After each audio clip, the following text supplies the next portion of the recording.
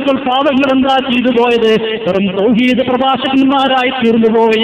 തൗഹീദ് പ്രഭാഷണത്തിന് വേണ്ടി സ്റ്റേജ് കിട്ടുക, അതിന്റെ പോസ്റ്റർ ഒട്ടിക്കുക, വെറും തൗഹീദിന്റെ ആളുകളായി കഴിഞ്ഞുപോയി. ഇപ്പതാ മാറ്റം വന്നുപോയി. മുജാഹിദ് പണ്ഡിതൻ പറയുന്നു, നമ്മൾ വെറും തൗഹീദ് പ്രഭാഷകന്മാരായാൽ പോരാ.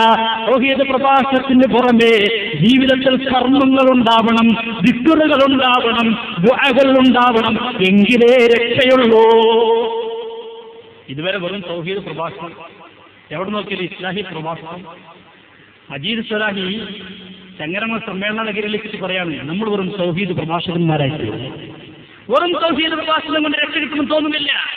നമ്മുടെ ജീവിതത്തിൽ കർമ്മങ്ങൾ ഉണ്ടാവണം, ദിക്റുകൾ ഉണ്ടാകണം. അതാ റസൂലുള്ളാഹി പഠിപ്പിച്ചത്. അദ്ദേഹം പറയട്ടെ, തൗഹീദ് പ്രഭാഷകരാണ്, തൗഹീദ് പ്രഭാഷണം സംഘടിപ്പിക്കുന്നവരാണ് എന്ന് പറഞ്ഞത് കൊണ്ട് മാത്രം അള്ളാഹുവിന്റെ അടുക്കല് പ്രതിഫലം ലഭിക്കുമെന്ന് തോന്നുന്നില്ല. വിശ്വാസത്തോടൊപ്പം കർമ്മങ്ങൾ കൂടി ഉണ്ടാകുമ്പോഴാണ് സഹോദരങ്ങളെ നമ്മുടെ കർമ്മങ്ങളെ അല്ലാഹു, നമ്മുടെ ജീവിതത്തെ അല്ലാഹു പരിഗണിക്കുക.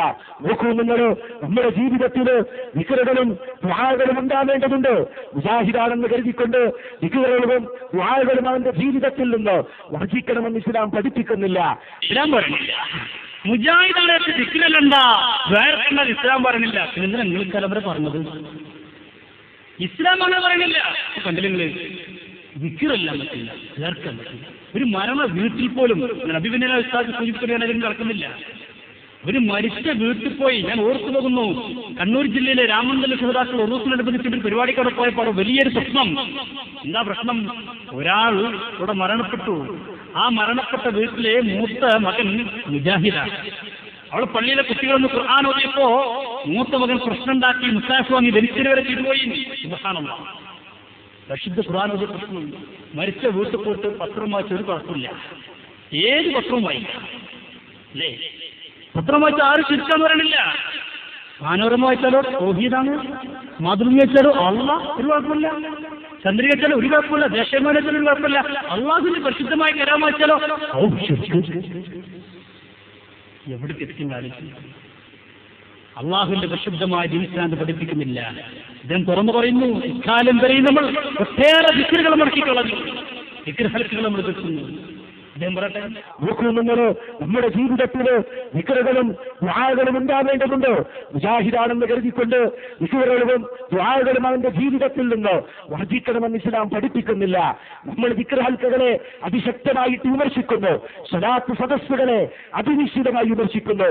പക്ഷേ എന്റെയും നിങ്ങളുടെയും ജീവിതത്തില് ദിക്റുകൾ ഉണ്ടാവണം. തസ്ബീഹുകളും തഹ്ലീലുകളും തക്ബീറുകളും, അതാണ് കലിമത്ത് തയ്യിബ്. ആ കലിമത്ത് തയ്യിബ് റബ്ബിലേക്ക് ഉയർത്തപ്പെടുന്നു.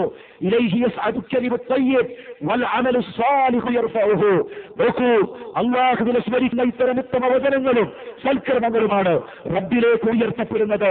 എന്റെയും നിങ്ങളുടെയും ജീവിതത്തിൽ അതുണ്ടോ? സമ്മേളനം കേൾക്കുന്നുണ്ടോ? ഒരു മുജാഹിദിന്റെ ഐഡന്റിറ്റി കലവർ എന്തായിരുന്നു? ഇതെങ്ങനെ പറഞ്ഞു പറയാൻ പോവുക. നിസ്കാരം കഴിഞ്ഞാൽ ഒരു മുജാഹിദിന്റെ ഐഡന്റിറ്റി എന്താ? ഞാനൊരു മുജാഹിദാകണമെങ്കിൽ നിസ്കാരം കഴിഞ്ഞുടനെ റബ്ബർ പന്ത് ചുമറിലേക്ക് കഴിയുമ്പോൾ ആ പന്ത് എത്ര വേഗതയിൽ തെറിച്ചു പോകുന്നുവോ അതിലേറെ വേഗതയിൽ തെറിച്ചോടുള്ള ചിന്തയാണ് മുജാഹിദുകൾക്കുള്ളത് പറയട്ടെ അദ്ദേഹം. സൂചിപ്പിക്കേണ്ട നമ്മൾ കൃത്യമായി പഠിക്കേണ്ടതാണ് സഹോദരങ്ങളെ.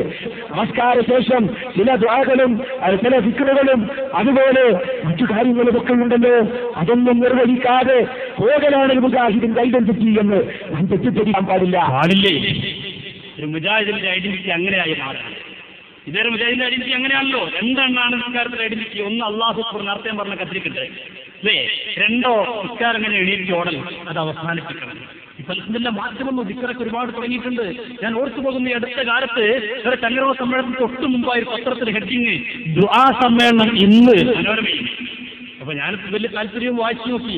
പല ശേഖരന്മാരും പങ്കെടുക്കാൻ നോക്കുമ്പോ എവിടെയാ? തിരൂരാ. ആരാ സംഘടിപ്പിക്കുന്നത്? തിരൂര് മണ്ഡലം മുജാഹിദ് സംഘടിപ്പിക്കുന്നു ദുആ സമ്മേളനം. തിരൂര് മണ്ഡലം കമ്മിറ്റി സംഘടിപ്പിക്കുന്ന ദുആ സമ്മേളനം ഇന്ന് വൈകുന്നേരം 4 മണിക്ക് ചേന്നര സലഫി കോംപ്ലക്സിൽ ചേരുന്നു. റവാഹു മനോരമ. മണ്ഡലം ദുആ സമ്മേളനം